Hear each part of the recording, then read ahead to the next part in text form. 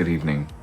Welcome to the third episode of this 1970 Volvo 1800E revival. It's not a restoration. A restoration would be very costly and time-consuming. I'm at a certain bracket of life where a revival is quite attractive, and this car has been running and driving.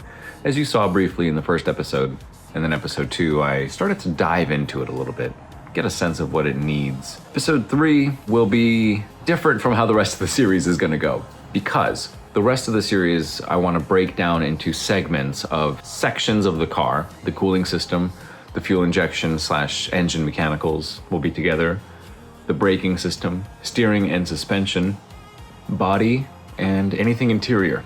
I've kind of separated it into 9 parts. I'm gonna bring you 9 pies to take with you. Some of those sections, like suspension, might need 2 videos, one for the front, one for the rear, etc. And I have an announcement that I can't make quite yet, but it's about a good business partnership that's going to help streamline this project quite a bit. In the time that I was working towards securing both the business partnership / what my parts list will be, I still managed to get some work done on it. So before we get into the future episodes that will cover each of those segments of the car, I'm gonna help do a baseline here. This video that you're about to watch will be the cleaning of the car, because I love my pressure washer, the sealing of the rust, and the draining of the fluids. From there, we'll go into the next section of episodes for this, where, oh, that's so cool. It's a shadow of my hands, as if I'm gesturing, but they're over here. That's really cool. Are you little?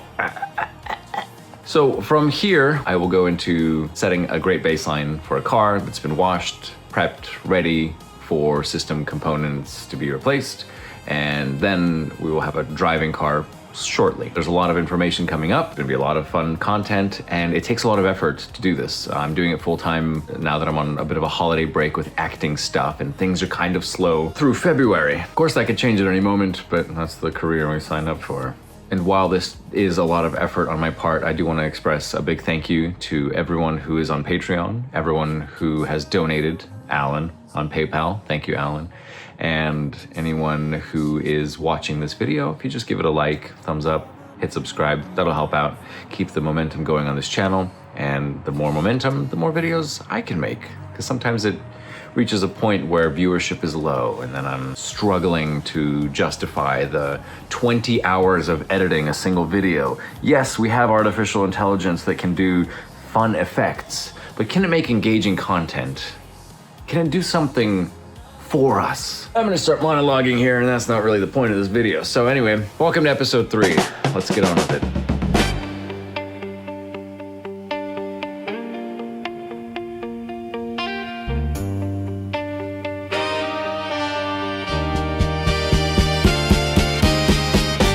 Hey folks, day 2.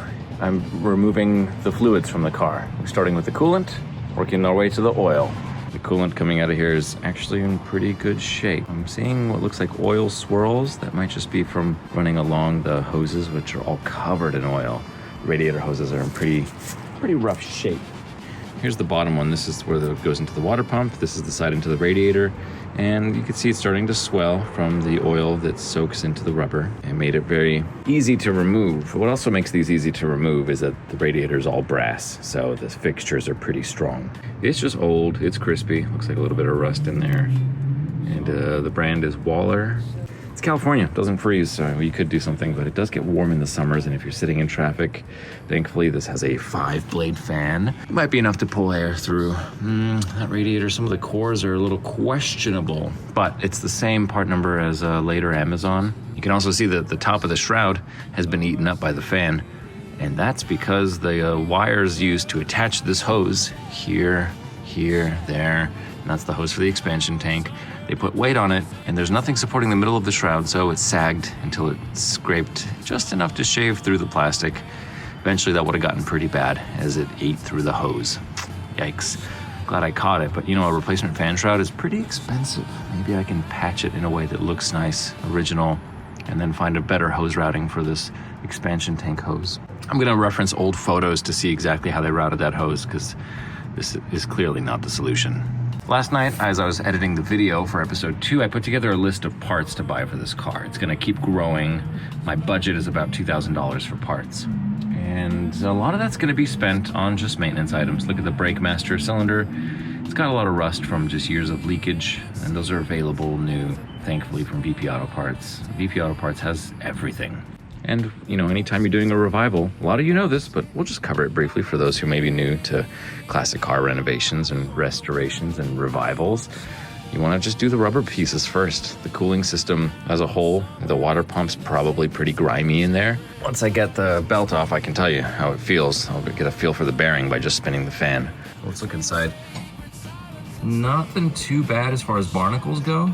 It's water, so I'm not actually dumping chemicals in the street. Just rust. Amazing this thing was able to, I guess, somewhat cool. Goodness. Oh, yikes. Let's see how it smooths out. Get a sense of what's flaky and what's permanent. A little goopy grime there. It's not too bad. There might be some sort of cooling flush component that I could do. I don't want to just do straight water because I don't want to flash rust the block any more than it already has. But the coolant, like I say, it comes out looking pretty good. I'm glad to see that. It's not showing any like head gasket failure, which is the really common. Doesn't show a lot of carbon deposits in it or bad gunk. Yeah, the car was a daily driver that just got parked, so this is a bit of a reno work. All right, let's start with the oil. We've talked long enough about coolant. Let's drain the oil and see what comes out. Oh my goodness, there's no O-ring on this drain plug. Oh, that oil is as black as I've ever seen it. There's no light getting through that oil. That is the darkest oil I have ever seen. Oh my goodness. And we drove this thing up on a trailer and down my driveway. Shame on me. Thankfully, this is a very robust car. You know what I mean? That's incredible. It's the first time I've ever seen a drain plug without an O-ring on it, and it seals. It actually sealed. I can't believe it! We'll scoot this to the side, and then I'll undo the oil filter, and that should catch the rest.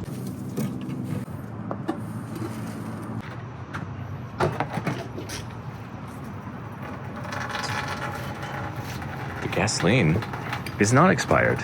Nice. It smells fine. You know, it gets that varnishy smell. This ain't it, dog. We're good. I'm just gonna fill her up and dilute whatever this is with some more stuff, plus Marble Mystery Oil. Gravy, baby. I've decided to take the degreaser to it. I'm gonna clean up the oil that's on that side of the engine. I'm also going to show you over here how years of brake fluid leaking has caused the paint to disappear and a little bit of rust to form.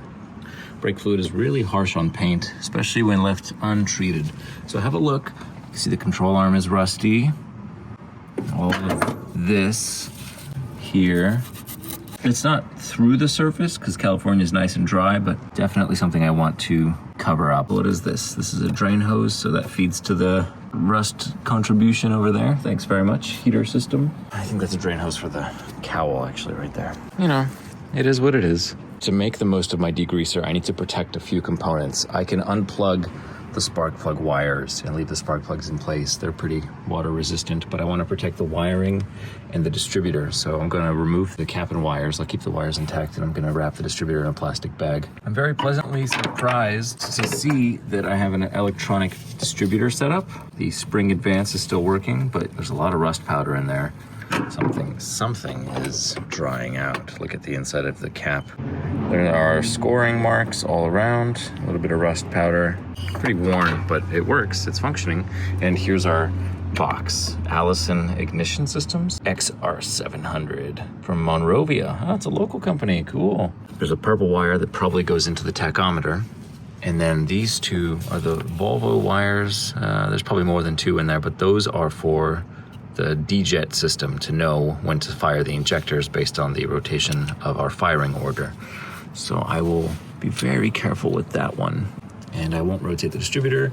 There's a little bit of an oil cup here. If I can free this up and rotate it upwards, I'll be able to get to a spot where I can put a few drops of oil to lubricate our distributor. That felt pad in the center there can be lubricated as well. With a new cap and rotor, that should have a pretty good, smart system there.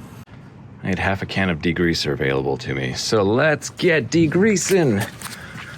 I scrubbed, it's been sitting about 10 minutes. Let's see what happens. Take careful note of how it all looks.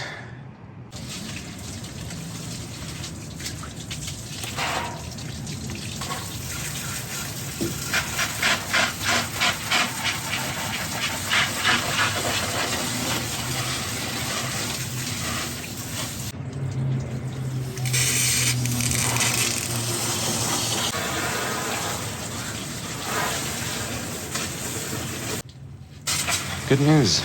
I wasn't gonna share this in case it failed miserably, but it worked. Double taping the gasket, punching the holes through, and then attaching it to here with 4 mounts, 2 in the middle, 2 on the outside, and stuffing it with paper towels. This mostly did the job of keeping the water out.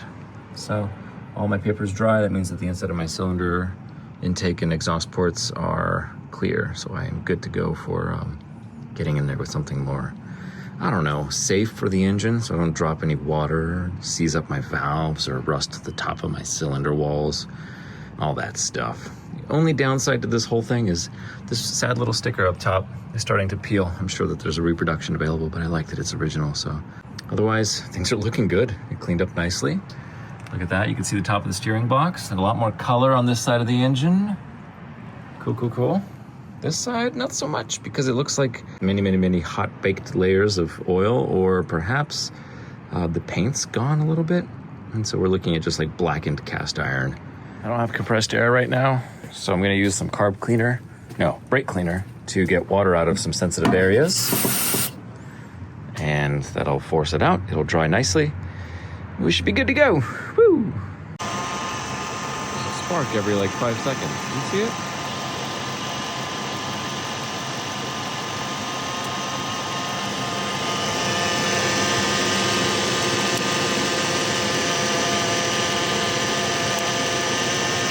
Well, it's December 8th, it's Monday. I really wanted to get back to work on the 1800 today, but my XC90 developed rather a bad power steering leak.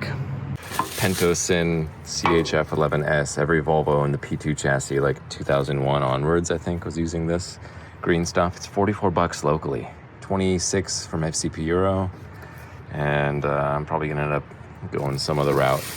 As I'm inspecting the fluid leak last night, I see that indeed there's a spark at the top of my pulley. I'll put a video in here, but it's hard to see at night. And it's very rhythmic, so static buildup happens from most likely this belt rubbing on something, perhaps, and then discharges when it jumps the harmonic balancer rubber ring between the 2 surfaces. So yeah, that's fun. Let's put some copper paste on it, see if I can't bridge those 2 and then help it ground. And then I'm gonna clean up my ground strap here and some others down below if I find them. All right, we discovered some leaks. Look at that, I got messy.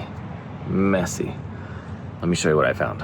You remember how we were talking in a previous episode that the routing of this hose put weight on this system? So doing something that put weight on it affected the whole thing. It ate up the fan shroud. A similar thing happened here. Let's set the stage. You recall that I had to replace the transmission on my XC90, and there was some drama finding the right fitment. So the thing came in and out like 7 times. And in addition to like wear and tear on some of the control arms and things and stuff that hangs on, there's all these clips. So these are my power steering lines here. And there was a clip for it like this. And that clip is supposed to keep the spacing of these 2 hoses. And then other spacings here. And have a careful look at it. You can see these marks where the aluminum is chewed up because the clip was broken and then I zip tied it. It actually seems like the zip tie even wore into the aluminum. It's pretty delicate metal, but over here, it looks like it was touching the frame rail. I think that's where it's leaking. Can't really tell until I run it. So I've just wiped everything down. I traced these back. Look at that, another clip left behind.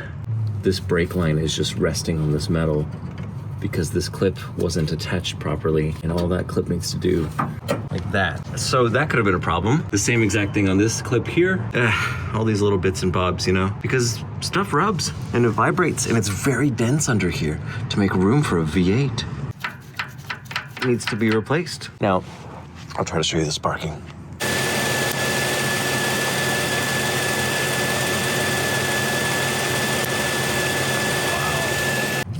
Plan A feels silly, but let's see if this cures it. If it just jumps the surfaces around the rubber.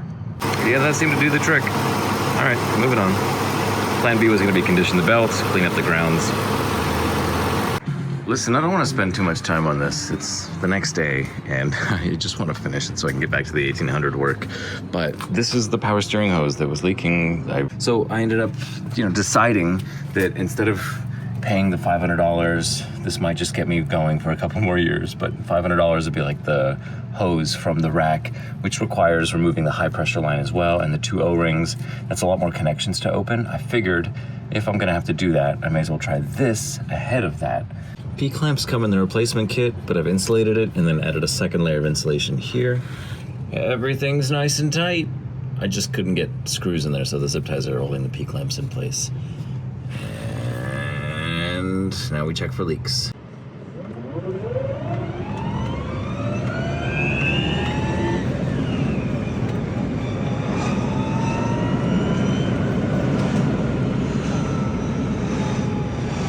Really got to clean the windows, but I'm driving the EV today. It's electric.